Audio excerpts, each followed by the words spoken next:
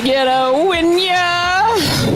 The Edmonton Oilers defeat the Los Angeles Kings in 6 games and will face the Vegas Golden Knights once again in the second round. A 6-4 victory for the Orange and Blue. They get it done in 4 straight games. The party has started here at the Canadian Ice House. Everybody is in a very good mood for pre-Friday, Friday Junior, whatever you want to call it. I feel like it's going to be a rowdy night as the Edmonton Oilers get the job done over the Los Angeles Kings and punch their ticket to round number 2. Hello, everybody. Welcome to the GCL Diesel Oil Stream post-game show. Tom Gazzola and Hernan Salas with you. Matt Kassian will be with us shortly to break it all down. And we want to hear from you. 780-218-9999. Get to the nasty chat as well and let us know your thoughts as Edmonton starts this series off with a couple of tough losses and then totally redeems itself with 4 straight wins. Of course, the post-game show brought to you by GCL Diesel, providers of the best diesel engine components around, from turbochargers to injectors, fuel pumps to sensors. They are the critical engine component experts, proud to serve Edmonton and Northern Alberta for over 50 years. Let's bring in the Latino Heat. Nancito, what say you, buddy? Tommy, what a night. I was very confident they were going to close it out tonight. And listen, when this team's on offensively, there's not many teams that can keep up with them. And that was just, Byfield scores early. Boom, they tie it up. Then Brant Clark scores, and they just come right back. It was, when you saw that, and then they take the lead, Tom, I was like, there's no way LA's winning this game. I know it was 5-6-4, whatever. You want to make it close, but I thought the Oilers were the better team. A little sloppy at times. Yes. Pickard made about 4 or 5 grade A saves. He was outstanding. There was a breakaway from full goal from center, Tom. So a few things to clean up before the Vegas series, but all in all, you got to be impressed with this team. They were resilient, down 2-0. We all thought it was going to be an early exit, and they come out in 4 straight. And the best thing about tonight, you didn't. Connor and Leon were good, but you didn't need them to go off tonight. They got secondary scoring. And Calvin Pickard, man, what can you say? Just one of those guys you love to cheer for. Brilliant saves on the night. And, hey, man, Oilers, they're going to Vegas. Let's go, baby. It's round 2. It's going to be another fun ride, Tommy.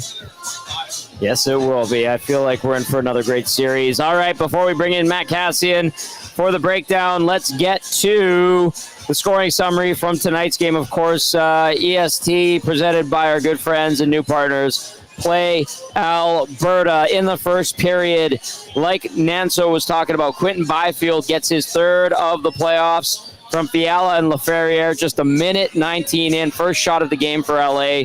You're like, that's not good. But the Oilers would respond a minute 45 later. Adam Henrique, the redirection off a Connor Brown shot. Trent Frederick also picking up his 2nd helper of the series at 3:04. But the Kings would score. Oh, man. 33 seconds later? Brant Clark, I don't know what Darnell Nurse was doing. There's compounding errors, as Cass would say. We'll break down some of them.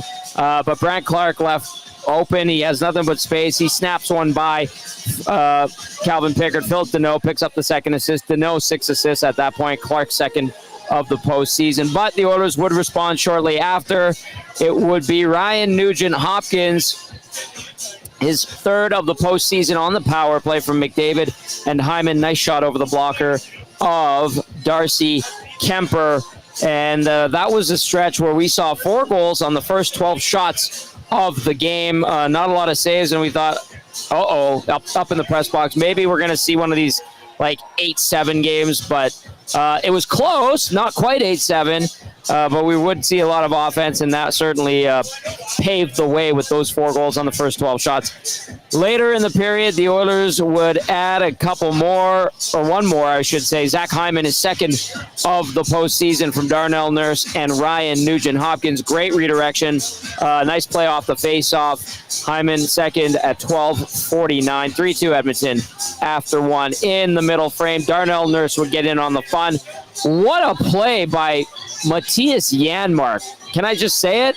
He lets the pass go through him and allows Nurse to take a nice look at Darcy Kemper. He fires it high blocker for his first of the postseason. Todd Colson, the other helper, as well as Janmark. 4-2 Edmonton at 14:59. Then Trent Frederick, a minute 36 later, gets his first goal going to the net. Lots of depth scoring tonight, which is a huge, huge benefit to the Oil and a good thing. You like to see that. Trent Frederick gets his first. Connor Brown, good second effort on the play. He battled on the wall, got the puck. It was a bit of a broken odd man rush. Frederick cleans it up from Brown and Kulak. 5-2 Edmonton at that point, but Jordan Spence would get the reply to make it 5-3, his first from Fiala and Hellenius at 18:01. 5-3 Edmonton going into the final frame, and in that third period at 19:05, Andrzej Kopitar, his second of the series and playoffs from Doughty off the point shot, and LaFerriere would make it interesting and make it 5-4. But then Connor Brown, with just over a second left, would bury one into the empty net, his third. He had a big night tonight, unassisted. 6-4 is your final. Shots on goal tonight, 29-27 in favor of the Oilers. Face-offs, 58.2% to 41.8 in favor of the Kings. The Oilers power play 1 for 1 tonight. PK 2 for 2, so a good night of special teams. They needed that, and they got that. Hits 34-26 officially in favor of the Kings. Block shots 29 for the Oil, 18 for LA. Giveaways, according to the off-ice official, 16 for the Kings, 10 for the Oilers, and then just one takeaway to Edmonton, 0 on the night. 6-4 is your final. Text us 780-218-9999. Get to the nasty chat as we welcome in our game analyst, Matt Kassian, for the breakdown. Brought to you by South Fort Chev. Buy now and save. 0% financing OAC up to 72 months, or save up to $8,000 on 2025 Silverado 1500s. And it's time to get your seasonal tire change done. You should have gotten it done actually last month. Mention that EST sent you and receive an on-rim tire change for $59.95 plus tax. And they're also giving big discounts on inspections when you get your tires changed. See a dealer for details, www.southfortchev.com. Drive a little, save a lot at South Fort Chev. Matt Kassian, our game analyst. Cass, not textbook, but resilient. They get the job done. How else would you describe this Oilers victory tonight to clinch the series? Oh, a little sloppy, wasn't it? It was a sloppy win, especially that second period. A little ugly, a little nasty, a little sloppy. But you get the win. You hold on, you hang on, you accomplish what you need to. You win 4 straight against the LA Kings, and you score a whole bunch of goals doing it. Huge win, guys. Huge win. Wasn't a perfect win by any stretch, but it was a big win. And hey, I'd say you got 2 points, but you didn't. You did win a series. There you go. Nanso, what you got? Cass, so let's get the negative Nelly stuff out of the way before we get all positive and look ahead to Vegas and all the good they did. Okay, I want your thoughts on the first goal with Bouchard and Nurse, where Bouchard gets kind of beat down the wall, Nurse goes to cover him. What did you see on that play? Who is the number one culprit for you? Because it was listen, Nurse and Bouchard. Pretty ugly. I know like 4 things on that one. Yeah, I know Nurse scored tonight. But that pairing struggled defensively. That's going to have to improve into Vegas, but we'll get to that after. But Cass, what you see on that first goal against? Yeah, that pairing has to dramatically improve against Vegas, who may test you much more offensively with players like Jack Eichel that are, not to take anything away from Byfield, who played, I thought, a great series, and Kopitar, who's been a great player for a long time. Yeah. Kempe, who at times just was an absolute sniper this series. I think the Vegas Golden Knights offense is a lot better, and you cannot have some of those mistakes. And you had it again today. There's multiple things on that one. Horrible awareness by Evan Bouchard at the start of that he's got 3 forwards that are all below the top of the circles. So he's moving forward when he should be backing up, isn't aware of the guy behind him, so he gets beat. Now, when that's happening, Darnell Nurse should be reading up the ice and recognize that it's a 2-on-1 situation for Darnell Nurse. There's no reason for him to lunge all the way out there and to get anywhere close to being outside the dots. Like in that situation, for Darnell Nurse, you should be at the dot lane and stop at the dot lane. Back up at the dot lane, defend it like a 2-on-1, wait for help to get back, because you could have had some help. Really, like if he holds there and doesn't lunge out, and he takes away a little bit of that little middle lane, it might close that whole playoff. So that's a 2 primary, I would say, on that. Now, third would be the forwards. You know, it's kind of like synchronized skating. Like if you were to watch that video and back it up, I mean, you have 2 guys that just kind of massive TV turns that really just mimic each other. McDavid being one of them, and I think the other one's Corey Perry, deep in the zone where it's just these massive TV turns. So the forwards don't help the situation at all. But yeah, I mean, Bouchard, bad read. Darnell Nurse, bad read. And we did tonight and other nights get a whole bunch of those defensively from those guys. Fortunately, didn't cost them a series. Good point. I'll follow up with this, Cass. Like, how much needs to be cleaned up going into the series against Vegas? Like, is there a lot or just little tweaks, do you think? Because they kind of got away with a bunch of stuff, because it seemed like LA at times was off its game, especially in the last couple. Yeah, and I think they got away with a lot tonight, and some of that was good goaltending from Pickard. Some of it was LA just not capitalizing on chances, but they gave up, 2 breakaways and 4 odd man rushes? Yes. In the first half of this game, where you can't do that in the playoffs. And they didn't last game. Game 5, they didn't. This game 6, they did, and you ultimately get away with it, and some of that may just be, again, LA maybe not at the top of their game and not with some individual players that are as consistently dangerous as what the Vegas Golden Knights can throw at you. So certainly something you want to clean up. They weren't nearly as clean through the neutral zone today. I think they got caught on the forecheck a couple of times, not being too aggressive on it, but just some missed reads on the forecheck, which hurt because all of a sudden the puck was coming back towards them way quicker. It was tougher for the defenseman to adjust, which led to some chances against. So yeah, I mean, again, it's fantastic that they won. Amazing that they won. On to the next series. That is something, though, if we look forward to say,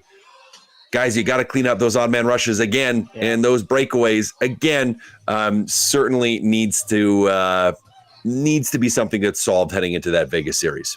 I have a couple of texts I want to rattle off here. Keep those coming in. 780-218-9999. The Oilers 6-4 winners tonight. They take this series, 4 straight victories in 6 games. This text says, the stress of this team has reduced my lifespan. No name on that text. Chantal in Calgary sends in a yeah, baby, yeah. This one says, awful non-call on the goalie interference. The refs are awful this round. They better get better. Don't hold your breath. The officiating is not good everywhere in this league. Tango texting and says, legit question, what's the difference between Arvidsson getting a penalty for running into Kemper versus Anderson running into Pickard? Cass, you want to take a swing at that one? Yeah. Well, listen, I have settled on this, that Calvin Pickard is Chuck Norris with how people treat him in the nasty chat. So I don't think he got a penalty, because the only reason that he got ran into is because he wanted to get ran into. Like he did that on purpose. So it's his fault. It's his fault. I don't know how, I get how it wasn't called goalie interference. It was it was just an accident. Pickard was kind of towards the top of the crease, and then he probably should have moved, and it wasn't on purpose.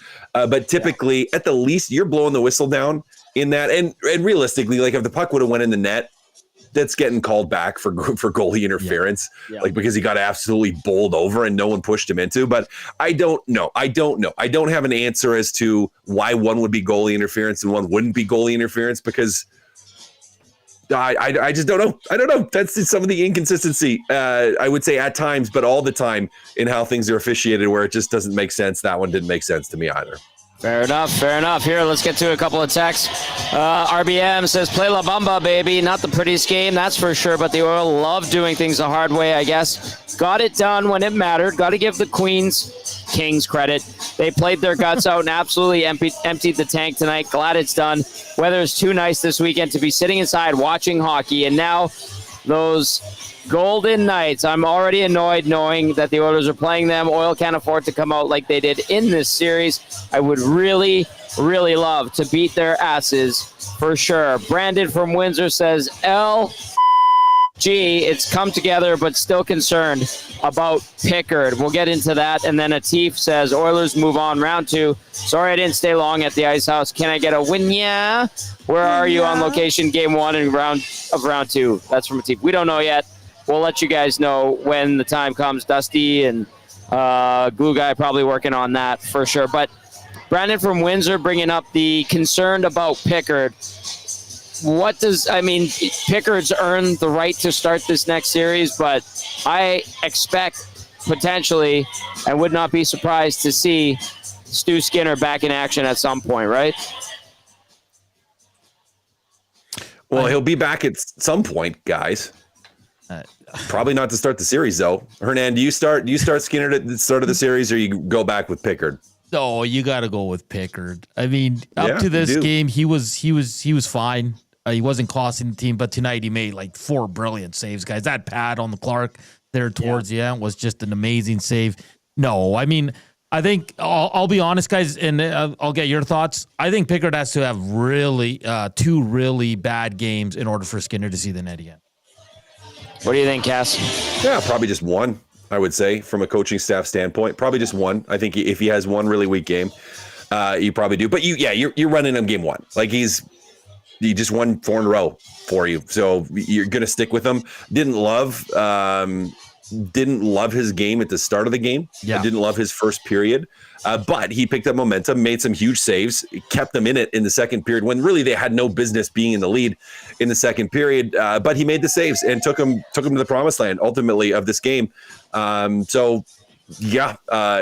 run with Pickard, but he has one really poor game. You're probably going to roll Skinner back out there. That's most likely what'll happen.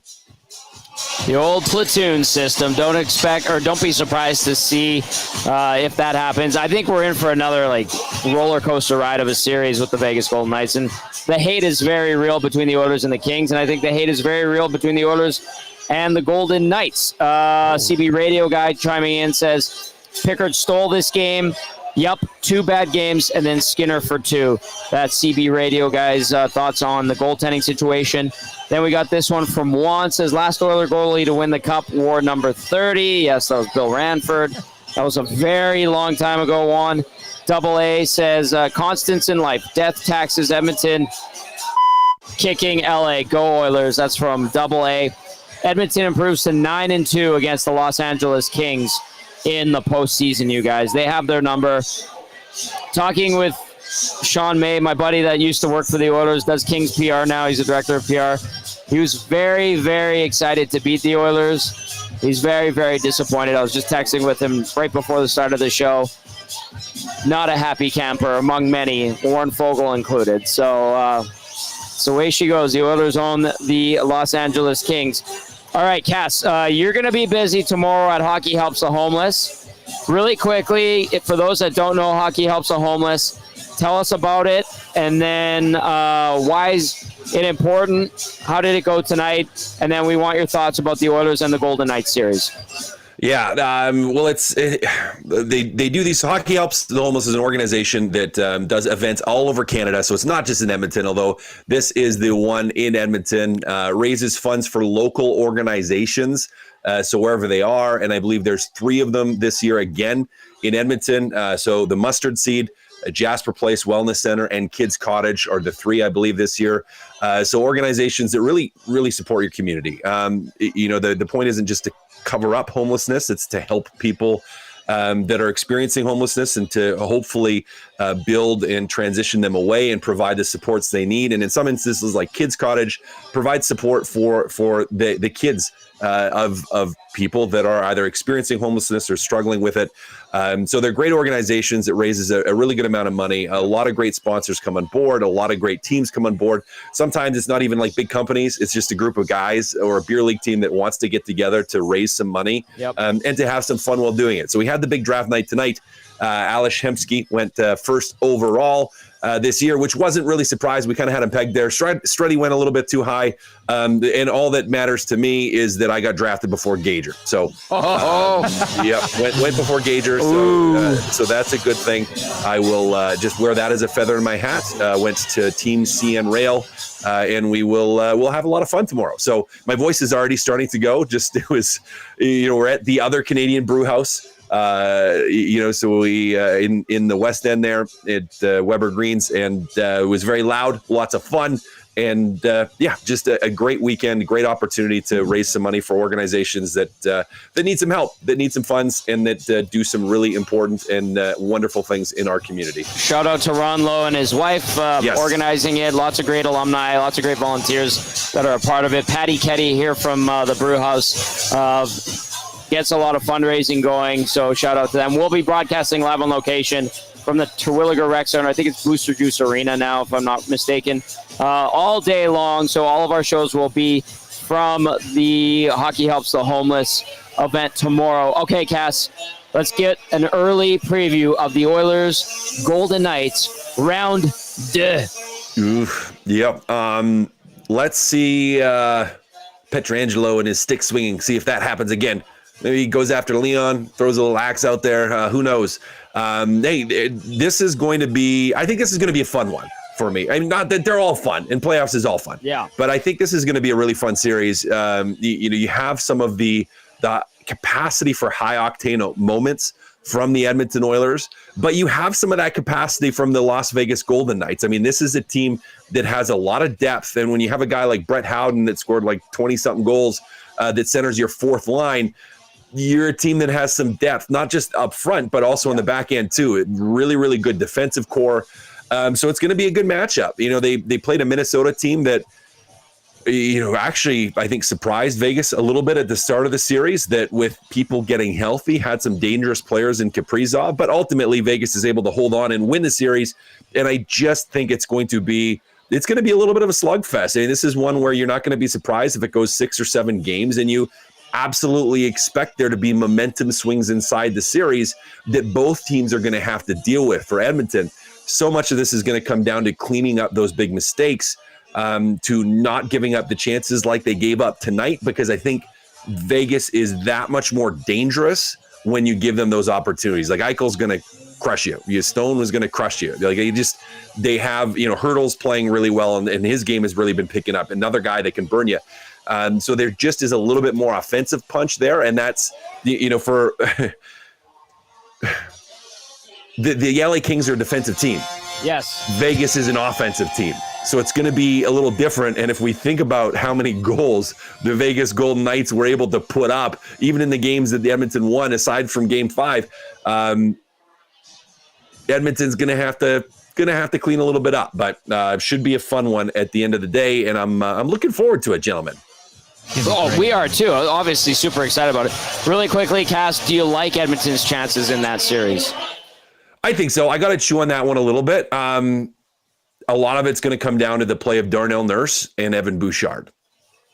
A lot of it's going to come down to that, and how well can those two execute, and how well can they play? Because if those two have the series that they had here against LA, in terms of consistency over the course of this series, I think it's going to be tough for Edmonton to win.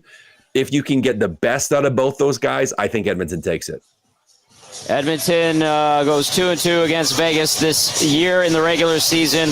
We'll see if Edmonton can beat the Golden Knights for the first time in the postseason. That series sounds like maybe Sunday, but nobody knows for sure. We're waiting on St. Louis and Winnipeg. We'll see what happens in that series. The Golden Knights knocking off the Minnesota Wild. Cass, both of your old teams lost tonight. Are you sad? I'm a little sad. I mean, Minnesota won. That one I knew could go either way, so I didn't have as many feelings about that one. The Ottawa one, I wanted those guys. I wanted that. I wanted them to force a Game 7. I was so disappointed with that late goal. The Sens tie it, back in it, and then the late goal by I can't even remember who scored it now, but by Toronto. sunk some Pacioretty. Stupid Pacioretty. So that one was a little disappointing. But I'm, you know what? I'm very happy they made it from a young Sens team that finally seems to be turning the corner. It was exciting to me. I love that they won a couple of games and they made it exciting, made it challenging for Toronto, and added some excitement to the city, which to me is just great because it's a great fan base that hasn't been rewarded a lot the last number of years. And for me, it just, it's just fun. It's fun to see and fun to see people there excited. So disappointed for them, but excited that they were there and that they were in it. All right, Cass, go get some rest. You have a big day of hockey tomorrow. Hockey Helps the Homeless down at the Terwilliger Rec Center. I think it's some Booster Juice arenas, and we'll be live on location all day long from 6 to 6. Like we do. All right, big man, good stuff as always on the breakdown. I'll see you tomorrow at the rink. Sounds good, guys. We'll see you there. There's our game analyst, Matt Kassian, helping us break down Edmonton's 6-4 victory over the Los Angeles Kings. Edmonton will meet Vegas for the second time in franchise history in the postseason. You'll remember a couple of years ago, en route to the Stanley Cup, the Golden Knights beat the Oilers in 6 games. Edmonton led in every game in that series, Hernan, and it slipped away. That deciding pivotal game. There was the penalties. Yeah. It was Broberg. I think it was a really questionable holding call behind the net, and then Janmark took a high sticking penalty, and boom, boom, boom, the Golden Knights score a few, and they take the lead, and they didn't look back. That was devastating. That was a very frustrating postseason and series for the Edmonton Oilers. I remember how devastated the team was after they lost that series, so I'm sure some of that memory will be rekindled, and they'll use it as motivation going into that series. What do you got for us, Hernan? Yeah, no, I agree. I think looking ahead, I agree with Cass. I think Vegas a tougher test. They roll 4 lines, Tom. They trust all 4 lines. Their decore's much better. They roll all 6 guys. I think they'll be better in net as well. But like I said off the hop, but when the Oilers are going offensively, there's probably not a lot of teams that can match them. Vegas is probably one of them, and this is going to come down to how the Oilers can play defensively. And listen, I know Nurse scored tonight, but he I think he was on the ice for 3 goals against with Bouchard. They got to clean it up because those 2 guys play a ton. And listen, Darnell Nurse was an absolute stud in the regular season.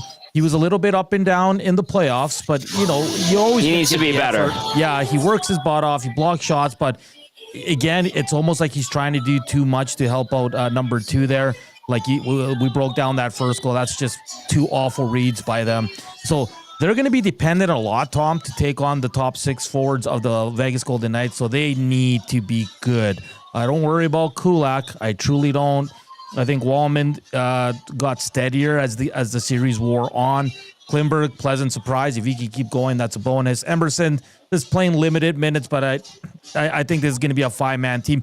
Listen now, Tom, you might see Stetcher because of the physicality and all that, right? You might see. Yeah, Emerson, you might want to get a veteran guy like Stetcher who is available in there. So you're right. We might see him. So, it's going to be a fascinating season. I'm kind of with Cass right now, Tom. I probably need a few days to think about who I want to select in this one. Break it down, see the matchups, and see the health of the Vegas Golden Knights as well going into this one. And it's always tough, right? It's always tough starting on the road, but the Oilers did it once, down 2-0.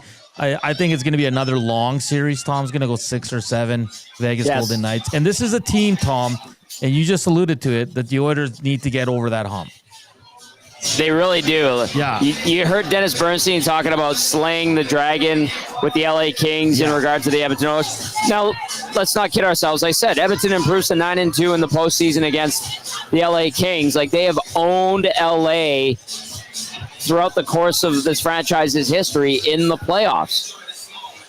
The Golden Knights are relatively new. Yes, they've really built and established themselves, built a great early history in Vegas. They're a very competitive team, but I don't think it's anywhere near the status of Edmonton and LA and what's transpired over 4 decades. I think Edmonton's very much in this series. Again, they split the season series. This year, there's bad blood, which I like. I don't know I do think Edmonton has a chance. I do think Edmonton needs to refine its game. I do think Edmonton needs to focus in on certain details. I agree Darnell Nurse needs to be better. I do think we probably see Troy Stetcher in there. And we got a text that came in from Ken, 780-218-9999. Get to the nasty chat as well. Ken says, Tommy and Hernan, any word of Ekholm will be available for Vegas. Don't expect him to be available from Vegas. If he does, it's a miracle from the hockey gods. He was up in the press box today. That was good. That was good to see him, but I think that injury is pretty severe. So I do not anticipate seeing him at all in the second round. If we do, I would be very leery of it, and I'm not sure what kind of Ekholm to expect. But we'll see. Crazier things have happened, but I do not expect to see Matthias Ekholm in that second round series versus the Vegas Golden Knights. Let's go to C-Mac, who texts in. C-Mac says, how mad was Fogle? He looked grumpy bear in the handshake line. He should be. He should be. He wanted to beat his old team, and his old team beat him after they were up 2-0. Grumpy bear indeed. Absolutely. He missed a glorious chance to get his team back in. Great point. Glorious. Very good point. He had his opportunities. Let's go to Brad from Crossfield. Says, boys, which Skinner has the best chance to play in round 2? It's definitely Stu. I mean, Nan, so we're looking at this lineup tonight with the way the Oilers roll things out, right? Yeah. Tell me where you're going to mix in Jeff Skinner. All right? Tonight we saw McDavid with Draisaitl and Perry. Those guys were fine. You're not touching McDavid and Draisaitl, obviously. You move them around. Perry, he's been excellent all year. He's been effective for the most part in the playoffs. Unless he gets nicked up or he's really too slow, I don't see him coming out in this next series. Nugent Hopkins, Kane, and Hyman. I actually thought that they were half decent. Henrique, Frederick, and Brown. Frederick looks like his skating is getting better and better, and he's getting healthier. You're not touching that, obviously. Henrique has looked better. Brown, I think that was one of Brown's best games as an Oiler today. He was a little water bug all over the ice. Janmark is playoff Janmark now. You're not touching that. No. Podkolzin has been very effective. This is what Podkolzin is made for. Playing hard hockey, bottom six, surprising you with some offense. He's right in his element where he's playing now. Arvidsson on that other wing. Arvidsson's giving you everything he's got. Those weird shots from all over are turning into scoring opportunities. There's chemistry there. There is no room in this forward group for Jeff Skinner. No, I agree. So definitely Stu Skinner has the best chance of getting in. And listen, I'm a Jeff Skinner guy. I have been all season, and I'm glad he got a game in. But, Tom, you're right. Like, who are you taking out? And I've been saying it all year. I know people get frustrated with Arvidsson, Connor Brown, Janmark, Henrique. But they've all chipped in, man. They've all chipped in. Janmark is definitely not coming out. Connor Brown with probably his best game as an Oiler, Tom. Let's be honest. He was great tonight. What I like about Podkolzin, and I think you said it perfectly, he is made for the bottom six. He played .852, Tom, but he's noticeable. A good .852. A good .852. Frederick, .921, noticeable. Arvidsson, .737. I noticed him. I'll be honest. So, yeah, Jeff Skinner's going to have a hard time getting in this lineup. The only way he's getting in now is injury. The only way. Good point. Or 2 losses in a row where they just can't score, and it's. And they need to change something up. They need to change something up. But and listen, I get it. I'd like to see Jeff Skinner play too. But right now, you're not messing with a lineup that just won 4 straight games and eliminated the LA Kings. Again, I don't think Stetcher starts game 1 of the second round, but you might get him in game 2, 3, or 4, right? Fair point. We'll see what happens. Obviously, Ty Emberson probably gets the first game, but think it could be different. We could see a strategy change. We could see Chris Knobloch. He seems to push the right buttons in the postseason. Certainly did in that first round series. And when the time comes, we'll get to that decision. Juan says it can't be Sunday, guys, in Vegas. There's boxing at T-Mobile Arena, so good to know. Obviously, there's another series that needs to be completed as well, St. Louis and Winnipeg. Okay, we do have some audio and video to get to. The Oilers win it 6-4, 4 straight victories to make it 4 in a row in the playoffs against the Los Angeles Kings. and send them packing yet again. It's like a rite of passage in the spring in the Western Conference playoffs, Pacific Division specifically. Text us 780-218-9999 if you want to critique, comment this series, this game. We'll read those out. If you want to look ahead to the Vegas Golden Knights in the Oilers series, we want to hear from you. And then you can get to the nasty chat as well. All right, in the meantime, we're going to go inside the Oilers locker room. Who are we going to start with there, Nat? So I'll leave it up to you. Let's start with the captain, Connor McDavid. Here he is. The last 2 games and your depth of your team, lots of guys, Frederick tonight, Darnell, big goal, Brown, Mark, you go down the list, and just your depth guys really stepping up. Well, yeah, we got offense from all over the lineup today. It was great. You need that. You need different guys stepping up. I thought Brownie had his best game as an Oiler maybe today. He was fantastic. Picks, obviously, go down the list. We had guys step up. I'm sure guys have already said, it wasn't our best, but found a way tonight. And that's what good teams do. Does this kind of stem from the stretch when a lot of those guys are taking on more minutes and more responsibility, and now that's kind of carried over into the postseason for them? Yeah, sure. Brownie's confident, obviously. A lot of guys have confidence. You need that at this time of year. You need everybody feeling good about themselves, and everybody should. We had different guys step up at different times throughout the series, and everybody should feel good and proud of that and ready to carry that into another tough opponent. Connor, you mentioned Brown and you mentioned Pickard. Those are 2 guys that didn't even get into the series against the Kings last year. What does it say about this team that they're able to kind of step up and make big performances kind of near the end of the series? I'll try not to repeat Nurse's answer there, but just obviously two guys that played great today, played great in these last 4 games.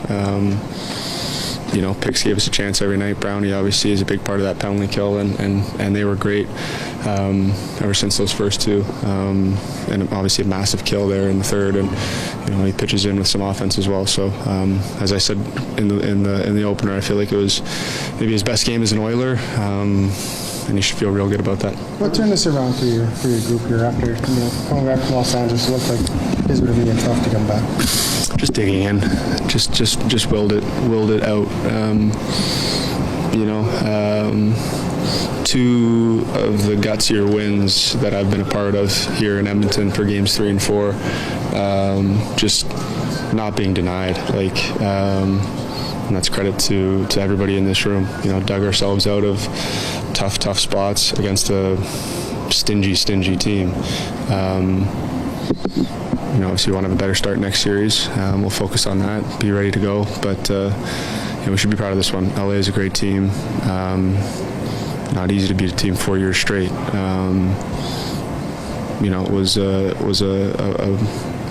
fun series to be a part of, fun to come out on the good side. You made it clear before the series started that injuries weren't an excuse for you guys. Do you feel like as the series went on and guys got their legs under them a little bit, like it really changed the series and you guys got back and got playing together? Yeah, I thought you saw early in the series we just looked a step behind. I think that give them credit too. They were ready to roll. You could just tell right away that they wanted it to be different. They were ready those first 2 games. They played great. But guys got their legs under them. A little bit of momentum, as I said. 2 of the gutsier wins that I've ever been a part of here in Edmonton. So, and today, if you want to count today, but those games 3 and 4, I can't say how big those were. You go down 3-1, 3-0, whatever it is, it's tough to dig your way out, but just found a way in those ones and rode the momentum. Fall on Vegas. It's been a while since you played a playoff series. Yeah, looking forward to it. They're a great team. Obviously, they've won. Solid back end, solid through the middle of the rink, deep. There's 8 teams left. They're all good. They're left for a reason. We got our work cut out for us, but we'll be ready to roll. Connor, tonight, compared to how different the last game was to today, and really from the get-go, last game was almost a perfect defensive game. This one was kind of wild on both sides. How do you kind of go from game to game? Is it hard not to get caught up in that, where it just seemed like both teams were just give up chance? Definitely not what we were looking for, obviously. I would think they would say the same thing. You never want to play a game like that, but I thought we did a great job of responding. Henrique's line there goes out and privatize the game. The power play does a job there. And to come out of that first period with a lead we were fortunate. We were fortunate, obviously. But good teams capitalize on those situations, and we did that tonight. Okay, there's the captain, Connor McDavid, following his Team 6-4 victory over the Los Angeles Kings to clinch the series. Edmonton will now take on the Vegas Golden Knights once again. They faced each other 2 years ago. Vegas won that series in 6 games. Edmonton, of course, had leads in every one of those games. McDavid, 1 assist tonight. He wraps up the series, 2 goals, 9 assists in 6 games played tonight. He has 1 assist, 21:05 time on ice, 5 shots, 2 block shots, 2 hits, as well as a giveaway, and on the dot, 33.3%. The Kings better than the Oilers in general on the dot. We're going to get to the Advantage Sport Medicine and Physiotherapy turning point of the game right now. At Advantage Sport Medicine and Physiotherapy, they treat you like the pros because Connor McDavid's got a team of specialists. You've got a bag of frozen peas. Get the same locker room approach that's trusted by the best in the game at Advantage Sports Medicine. Book your assessment today at www.advantagesportmed.ca or call 780-460-9977. I'm going to go to a sequence. I like doing sequence stuff for the turning point of the game on some nights, and I'm going to go back to it again tonight. There was a sequence, a minute 36 in the second period, where the Oilers scored back-to-back goals. It was Darnell Nurse and Trent Frederick going back-to-back at 14:59 and 16:35. That came after a big save by Calvin Pickard shortly before that on a Philip Deneau shot on a 2-on-1. That's when you started to feel like this was definitely in control for the Oilers. They made it 5-2. However, Jordan Spence would make it interesting. A minute 26 later, he would score to make it 5-3. But you really got the sense that the Oilers were scoring at will, and I think that's when the confidence went from a decent level to top level for the fan base and the team. And so I put the turning point of the game in that minute 36 sequence in the second period. 14:59, Nurse scores. Nice play by Podkolzin. Janmark lets it slide through his legs. Nurse gets it, snaps it, blocker side on Darcy Kemper, and then shortly after, Trent Frederick goes hard to the net. Good second effort by Connor Brown, puts it to the net, and then Frederick tucks it home for his first goal as an Oiler. Multi-point game for Trent Frederick for tonight, and in orange and blue for him. That goal made it 5-2. I know Spence scored shortly after to make it 5-3, but that's where you really got the sense that, hey, the Oilers should be in a good spot to win this game, and sure enough, they do. Hang on for the 6-4 victory. Let's get to a couple texts. Hernan Salas. Timber Woodsman says, EST Hyman goal on Play Alberta. Cash. Nicely done. Good start with Play Alberta. Millwood's Matt says, just wait, they're going to play Josh Brown in game 1 again. Millwood's Matt, you know what I say to that? That. And it'll not happen on my watch. That. How's that? How's that? He's a black ace, Josh Brown, and he's good there. Let's go to C-Mac. Says 10 goals from depth guys in a row means no changes. Yeah, like tonight, you look at some of the goal scorers. I talk about Frederick. Nurse chipped in his first of the playoffs. Henrique got his first. Brown into the empty net. Very good to see Podkolzin getting in on the action. Kulak has an assist. Brown an assist. Janmark an assist. That's important. That's important. Frederick even had the assist, like I was saying before. So, yeah, the depth doing well, yeah. And if you're thinking, hey, let's get Jeff Skinner in here. Why? Don't change what ain't broken just yet. Why, bruh? All right, Nanso, anything you want to get to before we go back inside the Oilers locker room? Yeah, I was, I had it here. Oh, here we go. From our buddy Dennis Bernstein. Yeah. Final question to Jim Hiller in the press conference. He asked, when you look back over the summer at deployment of the roster in the series, and given the way Spence and Clark played tonight, any regrets about not utilizing your depth more? Jim Hiller's answer, no. Ooh, ice cold. Ice cold. All right, Nat, so who are we going to hear from next? Let's go with Darnell Nurse. All right, here we go. Darnell Nurse. Here we go. After a super crisp, clean defensive game, this one started kind of completely opposite a wild first 7 minutes. Yeah, found a way to win though. And that's the end of the day, our group, we always find, try to find a way to win, and we did tonight. And picks was huge for us in big moments, and we needed goals and found goals, and moving on to the next one. You just show us how different hockey can be from game to game, however you prepare. Just two different games completely. You mentioned you found ways to win them. Is this one more stressful than last one? How exciting is a game like that when you get in it, the crowd and everything else? Yeah, I mean, I think our team does generally a pretty good job of just being in the moment and playing and trying to play whatever way that situation presents itself. So that was us today. We needed, we weren't as crisp defensively and as we were, in Game 5. But we found ways to score goals and then lock it down at the end. You guys, big picture, this series went the way all the series go with LA. You lose a couple early, and then by the end, you seem like you got it figured out, and your team's winning hockey games. Do you see much difference this year from the other years? No, I mean, we came in, you guys all thought we were going to lose. That was different.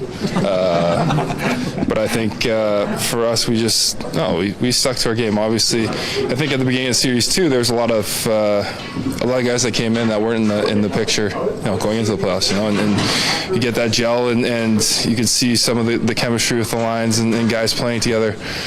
And that came as the series went on. They're a really good team. LA's a really good team. They're great all year in the regular season. It was hard fought every time we got out there, and it's a series that we earned, and you had to earn every inch of it. What would you say about some of your depth players the last couple of games, maybe Connor Brown specifically tonight? There were some big performances from guys, third and fourth line.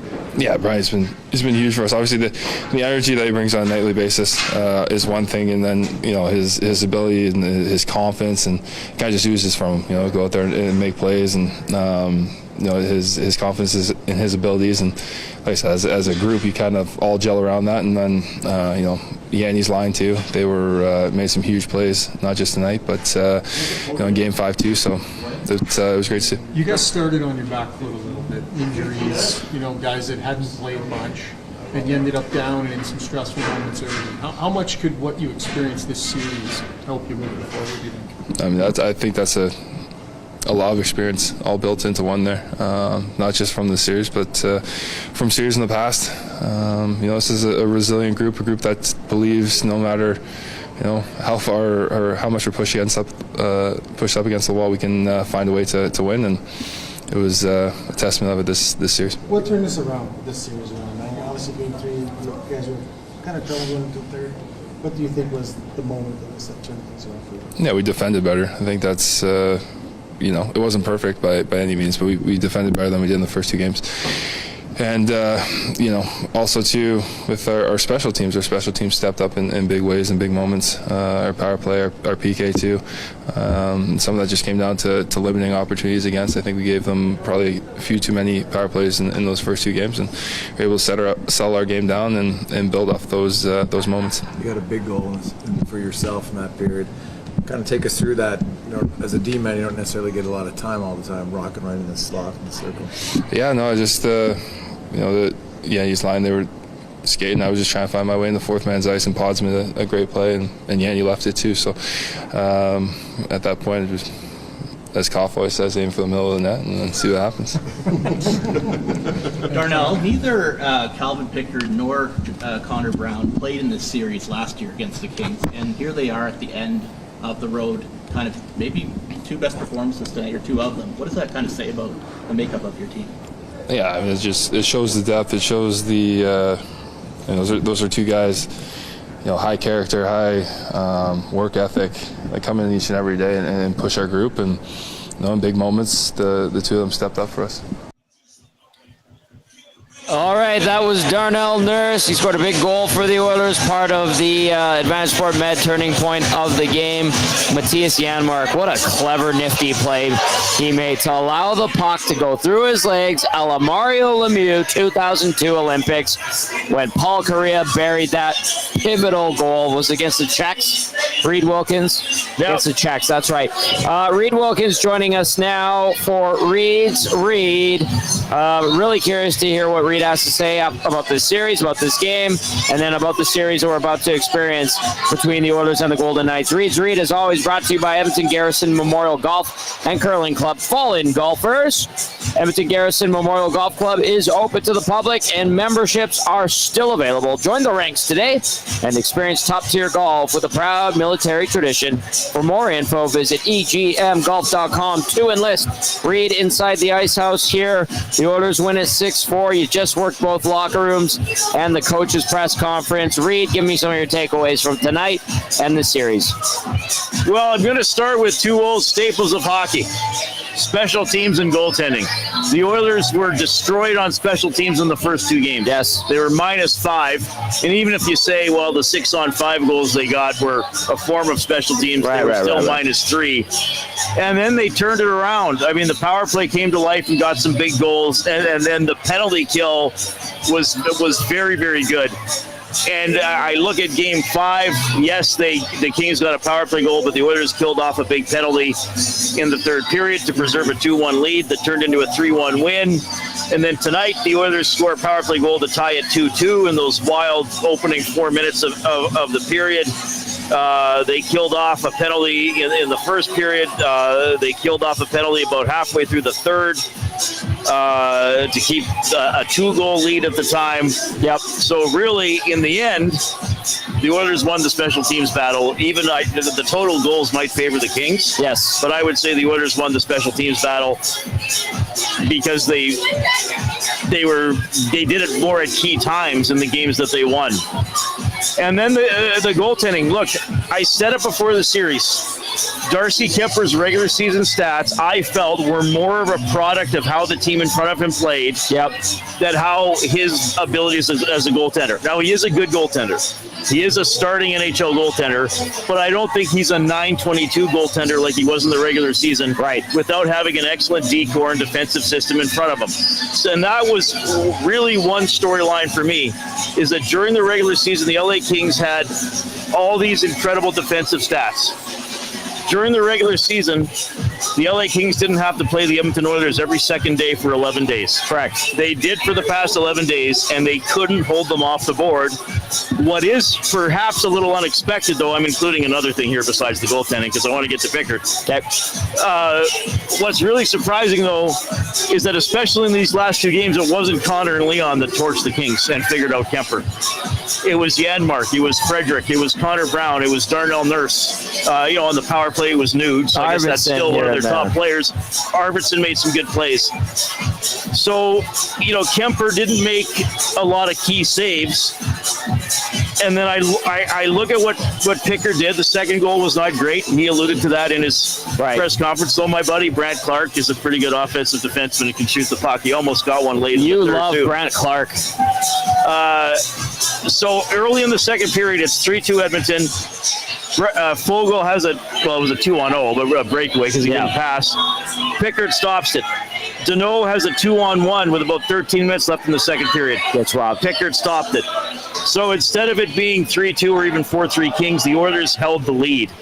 That's the Advantage Sport Med turning point of the game. Thank you. Yes, and those were the big saves. So you can say, well, he still let in 4 save percentage. Sometimes it's when you stop them, and how you stop the flow of the game, and that's the thing. To contrast how Skinner would play, like the Oilers would give up grade A chances, but he wouldn't make that save at the right time for much of the season. Right. And Pickard did that tonight, even though he did get beat on some shots, and then even that save he made on Clark with 3.5 minutes left when he got the right pad out and Clark was trying to shove the puck in. I couldn't believe it didn't go in. Yeah, although there was interference. Because everybody's piling back in there and it looked like it maybe could have gone in. Yeah. So in the end, the Oilers had better goaltending in this series. I know Pickard's save percentage was a little bit, or no, his was slightly better than Kemper's. They were about the same. Kemper had one good game and one good overtime. Right. And I wouldn't even say Pickard had an excellent game. He was just steady. Yeah. Like, he just battled. He was just cool. He was calm. He stayed in it. He didn't get deflated by giving up, a couple goals he probably didn't like. There's the 1-5-hole goal. There was a shot. Like, the goals go in, like I always say. No goal. I mean, wasn't there another game tonight that was 6-4? Yeah, the Kings have good offensive players. Yeah. So those two things came through. And then, as I touched on, the Oilers started to gel. Arvidsson played really well in a fourth-line role. Like, he made a good play on that Nurse goal to gain the blue line and stay on side instead of just dumping it in. Right. He could have just dumped it in. He thought about making a play. Obviously, Connor Brown, the best he's played since last year's playoff. Definitely. And Henrique, maybe the best he's played since last year's playoff. Moving his feet, Henrique. Yeah, and I thought, look, I've criticized this player as being unpredictable, more off the ice than on, perhaps. Evander Kane was awesome. Yep. Again, he played game 2 was pretty good. He might have been the Oilers' best all-around player the last 4 games of the series. Like, he was reliable at both. He made an impact offensively, and he was reliable along the wall and winning puck battles in the defensive zone. When he is engaged and healthy, he's an impact player, and we saw that again this series, and that's a breath of fresh air. That was about best case scenario if you're an Oilers fan from Evander Kane. Yeah, and then it meant they could play Draisaitl and McDavid together because Nugent Hopkins had 2 wingers, and I thought Nugent Hopkins would be better on the wing, but then him back in the middle with the 2 heavier type of players. Yep. Heavy in a different way are Hyman and Kane, but still heavier players. They work. Then Nugent Hopkins looked a little better. The bottom 6 rounded into form, and they just had too much for LA. And your buddy Dennis asked Jim Hiller, do you have any regrets about how they used the players earlier in the season? And Hiller just said, no, earlier in the series. Well, DB is going to DB, and that's why he's the best, and I look forward. He said it, listen, there's so much hockey to be played, but he's like, I'll see you in June. And I thought that was funny. He's going to cover the Cup final. Yeah, he said, I might see you in June. Yeah, that'd be fine. He's got his reservation at the JW already. So we have a piss jog, Pat Janik's sighting here. PJ's a nasty. We've got Larry Ring, who's here with his daughter Kim, who's great. Oh, Timmy in charge of security. He's great. DJ Sid doing her thing.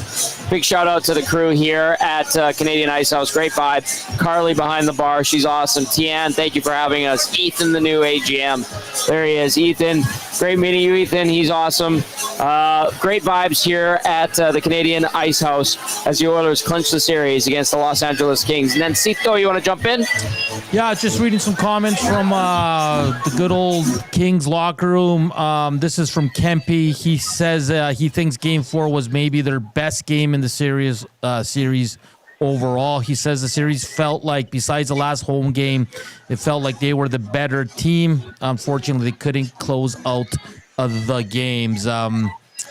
Yeah, we got to say it, guys. I mean, they got the start they wanted, but the Oilers were relentless tonight offensively. They weren't going to be denied. They weren't going to be stopped. Reid, I guess I'll ask you.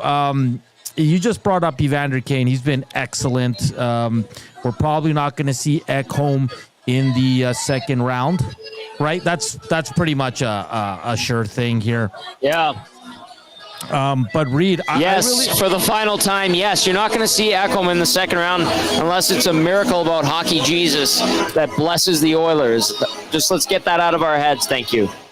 Reid, I thought Kane coming back really solidified the Oilers' top 6 because he always had Arvidsson and Podkolzin in there. What do you see with the lines? Because do you see them sticking with this? Because Podkolzin and Arvidsson were 8-7 minutes, but they're noticeable, Reid. They're noticeable in limited amount of times, and I think Tommy said it the best. Like, this is where Podkolzin should have been all year, but they didn't have Kane to create that second line, right? Well, I don't think there's any reason to change the lines game 1 against Vegas because we know, even though by the way, Draisaitl did not play well tonight. and they still won, and they still scored 6 goals, 5 on the goalie. So now, yes, you have the luxury of leaving McDavid and Draisaitl together, and it's not a move made of desperation. It's a move made out of strength. Yeah. It's a move saying that when the other lines are on the ice, we don't take a step back, and then we have to put Leon and Connor out because that's the only time we have the puck in the offensive zone. Like every line checked, though today the team as a whole was loose. They weren't as good as Tuesday, but they still played desperate. They still played hard, and they still had offensive presence from lines 2 through 4, right? So it wasn't, oh my God, like everybody's so useless. We have to put McDavid and Draisaitl together. So yeah, Kane's been a game changer. And now I think in his own way, Frederick's starting to be a game changer. Arvidsson is a 4th liner, who knew, but they appear to embrace that role. And to what Kempe said, you know, he makes a valid point, and a defeated team is always going to pump themselves up and look at how they played. But as we know in sports, especially at the highest level, there's a difference between outplaying a team and winning. And the LA Kings, yes, might have outplayed the Oilers in a couple games. The Oilers won, but you know, situationally, the Kings didn't win some of the late game situations that we've all been talking about at EST. You know, like yes, the Kings played very well in Game 4, but you couldn't win the third. You couldn't put it away in the third period. The Oilers had a 2-goal lead tonight. They put it away. Yes, it was hairy. Yes, LA scored a goal with the goalie out, but the Oilers won.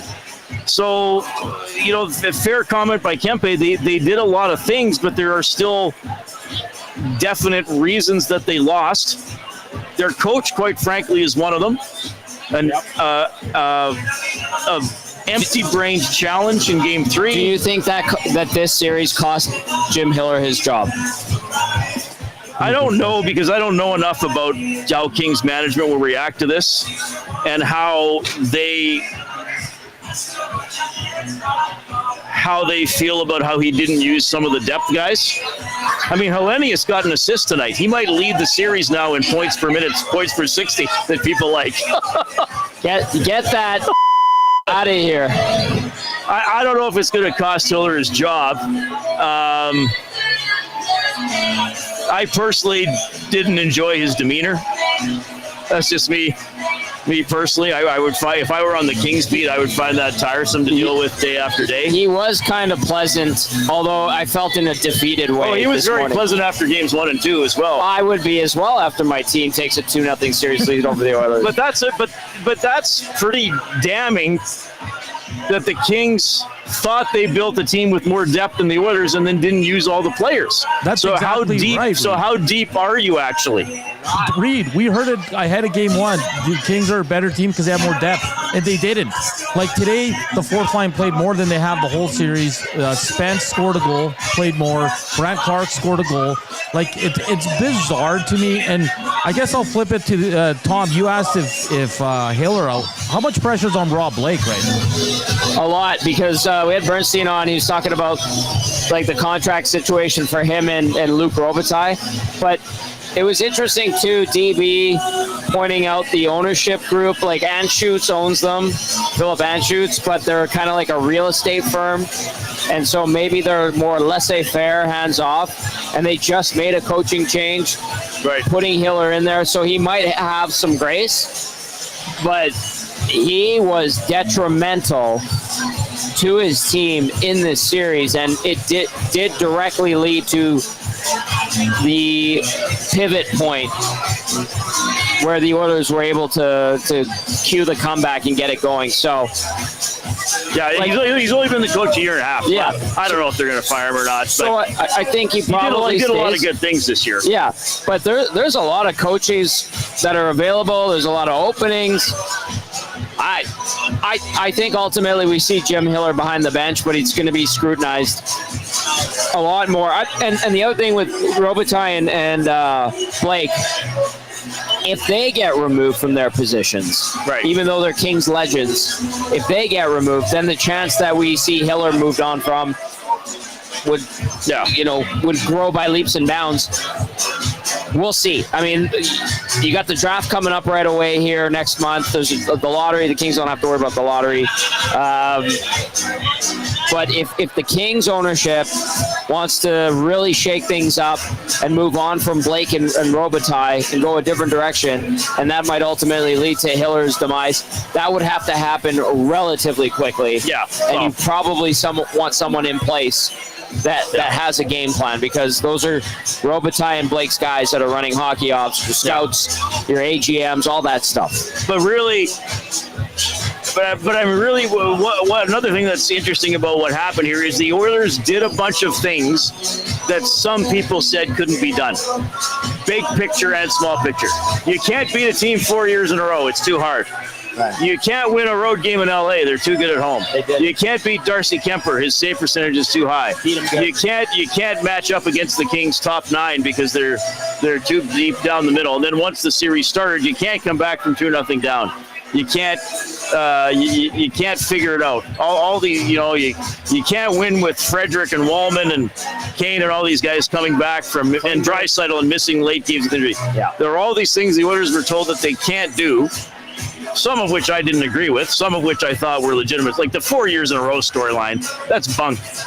I mean, thank you. I mean, I said it. It can happen if you're legitimately better. It can beat. I mean, the Buffalo Bills lost the Super Bowl 4 years in a row. Like, weird stuff can happen. But certainly, I think there were some other concerns where you wonder about. But so now the series is over. Who went undefeated on home ice in the series? The Oilers. The Oilers, not the Kings. The Oilers got their one game, and then they held serve at home. So now the beauty of it is, I guess we're just not quite down to 8 teams. There's 10 left. Yep. But now it's just so wide open. Now it's health. Yep. Now it's clutch performances. Now maybe it's stealing a game in a series that you shouldn't win, like the Oilers did against Dallas last year in Game 6. Right. Like now. Well, how many shots they have? 10. Yeah, it was like 36-10 or 11 on or his something head. like that. Yeah. So now you're through this, and taking on Vegas again. I love it. So do I. That's another franchise with, let's face it, a lot of arrogance throughout the organization. They've earned their arrogance. They're cutthroat. Yeah, but they're easy to hate. They are. Yeah, they are easy to hate. So I just like, bring it on. This is such a great time of year. Thank you. You nailed it on the head. All right, Reid Wilkins. It's Reid's Reid, brought to you by the Garrison Memorial Golf and Curling Club. Text us 780-218-9999. Get to the nasty chat as well. I got a text from Troll. Says, do you guys think they split McDavid and Draisaitl versus Vegas to spread the depth out more? I don't think they do to start the series. Okay. I would think he would keep rolling with the 12 forward alignment that got them through Los Angeles. But at any given time, for sure they can be split up. But now, like, you can always go back to Nugent Hopkins, McDavid, and Hyman, Draisaitl, Podkolzin, and Arvidsson, or Draisaitl, Kane, and somebody. But now everybody's playing well enough that you'd feel fairly confident with almost any line combination on the ice. I swear the Oilers look like they're rolling with 4 decent lines. Yes, they do. 2 excellent lines and a couple others that are playing playoff hockey because they're good veterans. Tony from BP's, our good buddy Tony's asking, Tommy and Reid, it's Tony from BP. What happens next round? Do you start Skinner game 1? And for LA, does Kopitar and Doughty retire? I think no to the Kopitar and Doughty thing. And they'll start Pickard, no questions asked. Yeah, there we go. Pickard plays until he has a tough game or gets pulled in a game, and then they see from there. Yeah, I mean, it's all TBD. I know people want to know what is going to happen ahead of time. Hard to predict. And that's Knobloch's job. And again, for the most part, Knobloch has pushed the right buttons. Once again, once again with the lines he rolled out. Once again with the morning skate when we had Connor together, and then they came out and they weren't together, and then winded up putting Kane with Nugent Hopkins.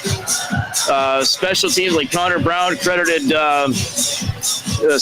Mark Stewart with the PK adjustments throughout the series. Overall, this has been a pretty good Oilers coaching staff. Yeah. With Knobloch at the helm. Yeah. And there was a period between about January till Well, I'll just say it's till the end of the season where Knobloch was being questioned. Your show, my shows, a lot. Yeah, but up until about January, from the start, essentially, he had been praised for pushing all the right buttons, and I think that he is back to being in that good grace of the fan base. Yeah. And he's earned it. Should be. Yeah, why not? Okay, a couple of things I want to get to. By the way, Tony from BP, question for you. Are we at BP Westgate for game 1 or 2? Riddle me that. Riddle me that. All right, let's get to a few more texts. We got a couple more minutes with you? Yeah. All right. We got a busy day tomorrow. We're at the Terwilliger Rec Center for it's going to be cool. Hockey Helps the Homeless. It's going to be awesome. Yeah, absolutely. Hockey Girl says, play La Bamba, baby. I think she wants the Hernan Latino Heat Salas edition. I don't know if we have that. Not tonight. Okay. Not tonight. Oh, how dare you? How dare you deny your faithful fans what they want after a big emotional victory to clinch a series? I'm just kidding. Let's go to Camrose Chris. Drew Doughty. He has a quote from Drew Doughty. This is not a rivalry. They always kick our ass. Doughty on the Oilers. Did he actually say that? I don't know. That might be a Photoshop. I'm not sure. Yeah, but it has kind of happened. Yeah. And every series has been close at the beginning, and then the Oilers took over late. Yeah. Or through the middle. Yeah. Okay. Well, there's one that says, am I crazy to think they should start Skinner? I don't think that's going to happen. Let's go to Liquid Beaver. How is DB doing, Tommy? He was so confident this year that it was LA's turn. I think DB will be just fine. Who? Dennis Bernstein. Oh, DB. Yeah, he'll be just fine. He'll be fine. Corey says, gents, I am texting in from La Cruz, Mexico. What a great result to a 10th game. Hyman's hat tricks. Doesn't sign text guy. Why is no one else calling the oldest team in the league sweeping after 2 gentlemen? Am I making this up? I don't know if they're calling it a gentleman's sweep. Doesn't sign text as far as guy. I know, I never heard the term gentleman's sweep till probably 3 or 4 years ago. I think it's quite frankly a bit of a silly term. To me, a gentleman's sweep is the higher seeded team wins the first 3 games. The lower seeded team wins game 4 on home ice, so they win their home game, and then the better team wins it on game 5 at home. That's what I thought a gentleman's sweep was. Where it's kind of like, hey, we're kicking your ass, but we'll give you a win in your home building to finish off your last hope. But I don't think there's. I'd have to look at it. I don't know off the top of my head. That's not a term I'm going to start using. Sorry. Okay, really quick, couple here. T Biscuit says Rusty Shackelford. Actually, T to the biscuit. Pour one out for the harmonicas. Cheers to the harmonica lady. Oh, yeah. They did a good job. They did great. They were rock stars. They got the rock star treatment for game 5. They had the limos bring them in with their Kings jerseys. I wonder if Deneau thought it was a B team that the Kings were going to play in round 1, but turned out to be an A team. Well done, Rusty Shackelford. Yeah, that's a good one. Okay, I want to address this one from J-Style because I kind of said it about Ekholm there. J-Style says, are we just going to forget they said Ekholm would miss round 1? Is he coming back? Did Oilers give you a memo not to mention Ekholm or something? Ugh, not what I wanted to hear. So there's the sequence of like a 5-minute span about Ekholm. Listen, we saw him in the press box tonight. They said not for round 1. I've been told it's not a good injury. Right. Don't expect him for a while. I know our friend and colleague Jason Greger said some stuff that probably gives Oiler fans hope. I'm not going to repeat it. I have zero expectation when it comes to seeing Matthias Ekholm for the second round. And Knobloch said it post game, Tom. Thank you. So yeah, I didn't stay for Knobloch. So go over that, Hernan. Yeah, DMB Daniel Nugent from the Athletic said Chris Knobloch told the media Ekholm is doubtful for round 2. Okay. we're not going to see him unless, like I said, Hockey Jesus comes and blesses his injury and he is back out there. I like to use that because you need a miracle, right? Yeah, that's exactly. You need a miracle. Thank you for that. Mike from Calgary texting in says, I love the focused dressing room interview with McDavid. No ski goggles, champagne showers, beer bongs, all business. Reid, give us a sense of you being around this team, post-game. I know you haven't been around much. Pre-game, you've been busy boy with your show and everything the last couple weeks, but what's your sense of this group and their demeanor? Because you've been covering this team for a long time, too. Yeah, I think you can tell that they're veterans, that they have experience in these situations. And they're aware of the fine lines between winning and losing. And I do think this is important. They expect it to be difficult. I don't think they think, if we come out flying and get up 2-0, we're going to bury a team 8-0. Like, they know teams don't go away, and they know they themselves don't go away. And I think McDavid called wins 3 and 4, 2 of the gutsiest victories that he's ever had as an Oiler. And they didn't shy away from the pressure. They didn't shy away from having to play from behind. So I think it's a very calm and mature and focused group. And for the most part, they played that way over the final 4 games, even though there were still some hairy moments, because LA is good. But what have I been saying? What have we been talking about? Key situations, late game situations. The Oilers, really in every game except game 2, put themselves in a situation where the last 10 minutes mattered. Yeah.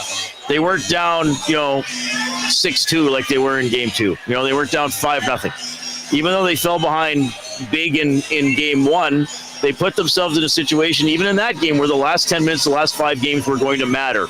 And then in those moments, or in overtime, the Oilers were better than LA. Well said, as always, Riedrich. Okay, we've been going for a while. Do you want to just stick around for the last few minutes? Whatever you need. All right, you're going to rush or no? No. Okay, good. Nancito, do we have any more clips that you want to get to? How do you want to do this? Because we've been going for over an hour. We're almost already at an hour and 20 minutes. What do you think? We got a good viewership. Yeah, good viewership. Good, lots of people listening as well. Hit that thumbs up button. We're live at the Canadian Ice House in Ice District. It's pre-Friday or Friday Junior, however you want to call it. People are very, very pumped up about the Oilers' 6-4 win and series clincher tonight here in Ice District. Tony from BP, by the way, says it's up to Curtis and Dusty, but Tony prefers if we're there for game 2. Which would be great. We love it over there. And then you and Rip City Step, according to Rip City Step, never doubted the power play. That's true from early in the season. There you go. Yes. There you go. I like that text. True. Good to hear from Step. Dowdy, Brandon says, had that quote a while ago. I like that. Okay. Let's get to last year. Was it from last year? Well, it carries over this year. Remember that. Okay.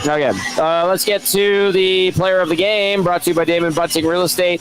Damon Bunting, consistent top-producing realtor in the greater Edmonton area for over 17 years. He and his team would love to help you find that right home or make the move from your current home. Check him out, DamonBunting.com, or visit his Instagram at Damon Bunting Real Estate. Mr. Senor Latino Heat, take it away. Yeah, I think this is the first time I picked this gentleman, and I'm happy to do so. Connor Brown, probably his best game as an Edmonton Oiler. It's up there. Top 3 for sure. A goal, 2 assists, +3 on the night, 16-12, 2 shots on net, 1 block, 1 hit. I thought Connor Brown really brought it tonight. Great to see the depth scoring, not just from him, but from other guys as well throughout this series. They got to continue going. I mean, Mark, Connor Brown boys, they show up in the playoffs. So you got to admire that. So Connor Brown gets the Damon Bunting player of the game for the agency. Reid, what do you think of that one? That's who I would have picked. Very good choice. Worked very hard. Got, his ice time increased a little bit. Got to be out late in the game. Got some shifts with McDavid and Draisaitl. Yeah, he was very good. That's a big shift for the Oilers that Brown is playing that well. Okay, a couple texts, and then we'll look ahead to the Golden Knights series just one last time. You can get in there, 780-218-9999 as we continue on. It is Friday for some already. Schmokey the Bear. Schmokey the Bear with a couple texts. Here we go. Holy boys, what a comeback. Though this game felt more balanced than the last, I had no doubt in my mind the Oil were taking this one. Love to see how much the team has bounced back since game one. Can't wait for our series against Vegas. As far as Conn Smythe favorites for the Oilers, Hiller absolutely has to be the front runner. Couldn't have won without him. Good, clever comment by Schmokey the Bear on Hiller. And then Schmokey the Bear says, I thought McDavid was hockey Jesus. Very clever there as well, Schmokey the Bear. GJ on D texting and says, a healthy Kane makes a huge difference. Boys looking like they can overcome any obstacles.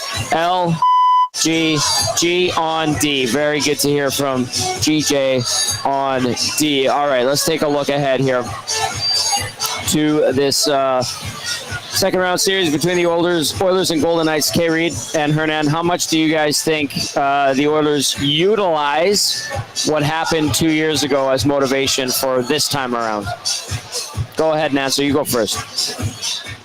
Yeah, I think a lot, and again, it's kind of to a lesser extent, guys, because they haven't seen each other in a couple of years now. But I think this is a team the Oilers want to beat, want to get over that hump. You know, that 2 years ago was very disappointing. They led in almost all those games. They couldn't hold the leads. They lost to them. So I think to a lesser extent, I think the Oilers come in this one. I'm not saying Vegas doesn't want it, but it was kind of like LA wanting to beat the Oilers. Like, it was bigger for them. I think maybe for the Oilers, just a little bit bigger because they want to get past this team. It's going to be a great battle. I'm kind of with Cass. I still don't know where to go in this series. I know it's going to be a long one, but I think it's going to be a great series, guys. But yeah, I think the Oilers kind of want to slay the Golden Knights here. All right, Reid, right, your turn. Yeah, I've been looking for this. I mean, you know the name I've given the Golden Knights ever since they beat the Oilers a couple years ago, the miserable bastards. They are just willing to do whatever it takes, you know, led by Stone and Pietrangelo. Colasar, I always cite him as the guy when I first saw him play that I thought this guy's just a clown, and then I realized, he's actually pretty darn good as a fourth liner. So they are the team that will, they're skilled and they will push it. They have that sort of pack mentality. We're gonna take the extra shot. It's funny though. I think they're the least penalized team in the NHL the last 2 years. I believe, which is shocking. Yeah, which is shocking. So I guess they know how to check, and I guess that they know how to do it after the whistle and maybe goad you into taking something with them as well. So I think for the Oilers, again, the depth is going to be key, and I think knowing when to engage with that stuff and knowing when to skate away. 2 years ago, the Oilers got distracted by Pietrangelo in Game 6. They really did. Yep. Remember Bukestad doing the fake slash? Yep. I think Draisaitl did it a couple times. Yep. So, yeah, I think hopefully now with the Oilers a couple more years under their belt and having a guy like Perry in the lineup, who they didn't have a couple of years ago, maybe the Oilers can do some of that themselves, but knowing, okay, this Vegas team, they can play a little cheesy with the cheap stuff. Yep, absolutely. So know when it's time to engage and know when it's time to skate away and smile and play and just keep playing hockey. I think it's going to be a great series. Adin Hill. Okay, here's the thing. I think Adin Hill is a better goalie than Kemper. You do? Yes. Well, look how great he played 2 years ago. I mean, they both won a cup. I thought Hill was a bigger part of Vegas's cup win than Kemper's was at Colorado. So I think that's fair.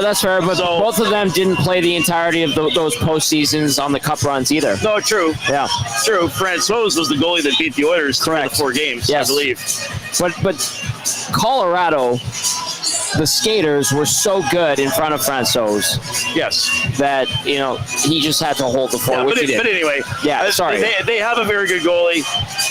They have depth. I mean, what was it last year? They got Hernan. They always seem to find these guys. But we've also seen that the Oilers can stand up to them and skate with them and can hem them in if you go on some of the games we saw in the regular season. So I always expect it to be close. Do I think the Oilers are highly motivated based on the loss from 2 years ago? I don't know again if the motivation is as important as what the Oilers learned from losing that series. Yes, and I would say Learning's good. The practical learning. Put squigglies on the brain. I think of the Oilers and I go, there's a determination. And it's not so much focusing on the opponent as opposed.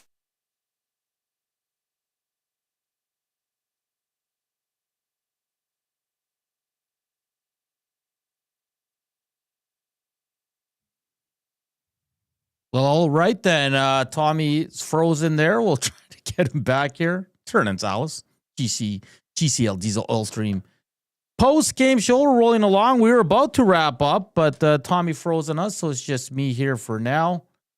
I'm just watching the stream, making sure everything's working. Are we good to go? We're good to go. All right. So we'll wait for Tommy to come back. He'll send us off into the night. Reminder, tomorrow we're on location. It's the Terwilliger Rec Center. We're there for the Hockey Helps the Homeless event. 6 a.m. Dustin Nielsen, Lieutenant Eric will kick things off, and Reid Wilkins, J-Mail will close it out. I'm just waiting for confirmation here from Tom Gazzola, who is frozen. And I'm just going to send him a quick text. Reconnect. As he probably thinks he's still on air. But nonetheless, the Oilers close out the series. It was a great, great series. Started 0-2. Everybody was panicking. I include myself in that. But the Oilers were able to pull it out. So, kudos to the Edmonton Oilers. We heard from Darnell Nurse, Connor McDavid. Reminder, you can go listen to it on Apple or Spotify. Just look up the Oil Stream podcast, and you can get it all there. And follow not just that, but follow all the shows on EST. I'm just waiting for confirmation on Tom. I might have to send this out here, guys. He is not responding to me, so we'll just wait and see. Just going to send him a quick text while we're on air here. Let's just wait and see what he says. Might have to send us off here as, fun night, guys. How you doing, Nasty Chat? How you doing, Nasties? Let's see here. Big Uke says, give us the song, Herd. I actually don't have the La Bamba instrumental bed on me right now. It's actually on my laptop, and I'm connected to the host, kind of the roadcaster there. So I can't do it, guys. It would have been perfect. Would have been absolutely perfect here. I don't know what's going on down there, but I've yet to hear back from either of these guys. So we'll see. But yeah, unfortunately, I can't sing the song for you. Oh, there they are. Give me a quick second here. You can hear the music. All right. Okay, give me a sec, Tom. I got to bring you back in here. People were asking for me to sing, and I wasn't going to go a cappella, so I said, nope. Here are the boys. Okay, where did you lose us, Hernan? Where did you lose us? Oh, I lost you like maybe 3-4 minutes ago. Oh, is that long ago? Wow, okay. Oh, crap. Okay, we were looking at the Golden Knights stats. They've got Eichel and Hurdle with 5 points each. Stone and Theodore 4 points each. Reid and I went into this great diatribe about how all those guys are what, Reid? Dash players. They're all minus players. Yes. So their power play must be good. So the Oilers PK will have to figure out the Vegas power play the way it figured out the Kings power play. There you go. All right. Nanso, any final thoughts from you? No, let's go, baby. Big day tomorrow. It's going to be fun down at Terwilliger Rec Center. I can't wait for it. And we wait for round 2, boys. It's going to be great. All right, let's wind this thing down with some text from our viewers and listeners. Eddie says, TG picks is the guy. Kaner and Freddie imposing their will on the Kings. Hyman and Nuge stepped up today, and in this series, 4 lines, 3 pairs rolling, and the Kings couldn't handle it. All the quote-unquote experts said the Oilers didn't have the depth or the goaltending. STU experts who are going to exercise the demons against the Golden Knights and keep this rolling.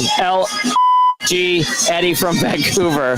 Norman at Combine says, well, boys, a good game, not great. A few defensive lapses, but they were able to outscore the issues. Bring on the Knights. Like I said, I can stop by and scrape up the drunken nasties around 5. Ha-ha. Have a great night, guys. Thank you, Norman at Combine. And then Millwood's Matt texting in says, how was Connor Brown not one of the stars? That was definitely his best game. We all agree with you, Millwood's Matt. And then Hampton Steve texting in says, please, at the Oilers end the series tonight, and we'll get some rest and until the next series against Vegas starts on Monday. Nurse needs to calm down his play in the next round, especially if Ekholm is going to be out. I'm telling you, Hampton Steve, that boy is not going to play in round number 2. Brandon says, honorable mention to Nuge, Damon Bunting. Huge face-off win on the Hyman goal after scoring himself. Can I get a win, yeah?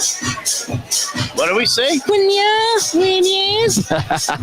I can't do it like Dusty and Eric. Dustin does it great. Yeah, they do it great. Nanso, final thoughts from you. Let's roll, guys. Big day tomorrow. Big weekend ahead. Get some rest as we have another series to cover. I love it. All right. Big thank you to everybody here at the Canadian Ice House.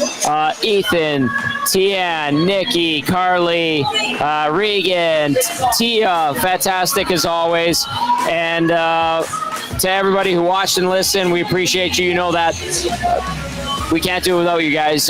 For Reid Wilkins, Matty Kassian, and Hernan, the Latino Heat Salas, I'm Tom Gazzola saying thank you. As always, we appreciate it. Enjoy your Friday. We're going to be live on location tomorrow at Hockey Helps the Homeless, Terrell Rec Center, the Booster Juice Arenas. It's going to be a lot of fun, a lot of money raised for a great cause. We will see you then. Ciao for now.